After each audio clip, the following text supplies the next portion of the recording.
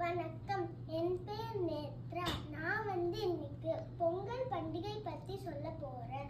பொங்கல் தமிழர்களோட பாரம்பரிய கொண்டாட்டம். நம்ம ஏன் பொங்கல் கொண்டாடுறோம்னா, நெல்லுக்கு, அப்புறம் மாடுக்கு, அப்புறம் சூரியனுக்கு, அதுக்கெல்லாம் நன்றி சொல்கிறதுக்காக தான் நம்ம பொங்கல் கொண்டாடுறோம். தை பிறந்தால் வழி பிறக்கும்ட்டு ஒரு பழமொழி இருக்கு. அப்படின்னா நம்ம நெல்லெல்லாம் அறுவடை பண்ணும் போது நம்மளுக்கு பணம் இருக்கும், அப்புறம் வாழ்க்கை நல்லா இருக்கும். தை பிறந்தால் வழி பிறக்கும் மீனிங் தான் அது. அப்புறம் 4 நாள் நம்ம பொங்கல் கொண்டாடுவோம். முதல் நாள் போகி பண்டிகை. போகி பண்டிகை அப்போ வீடெல்லாம் சுத்தம் பண்ணி, வீடை வெள்ளை அடிச்சு, அப்புறம் பழசெல்லாம் எரிச்சு, புது துணி போட்டுப்போம்.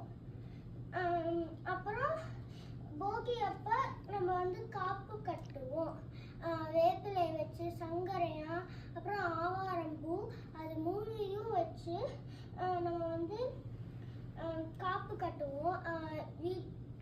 வீட்டுக்கு கூரையில, அப்புறம் வாசல்ல, கிணத்துக்கு, அப்புறம் வயலுக்கு கட்டுவோம்.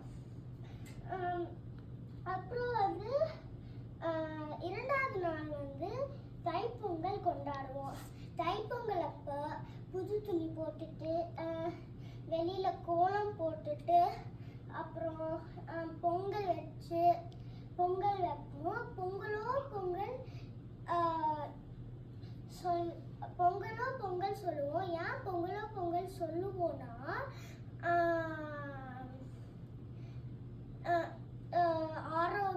பொங்கல் பொங்குற மாதிரி நம்மளும் ஆரோக்கியம், அப்புறம் அதெல்லாம் பொங்கி வரணும்ட்டு பொங்கலோ பொங்கல்னு சொல்றோம். அப்புறம் பொங்கல்ல அறுவடை பண்ண அரிசி, அப்புறம் வெல்லம், அப்புறம் பால், அப்புறம் கொஞ்சமாக தண்ணி, அப்புறம் கரும்பு வச்சு பொங்கல் பண்ணுவோம். அப்புறம் 3ஆவது நாள் மாட்டுப்பொங்கல்.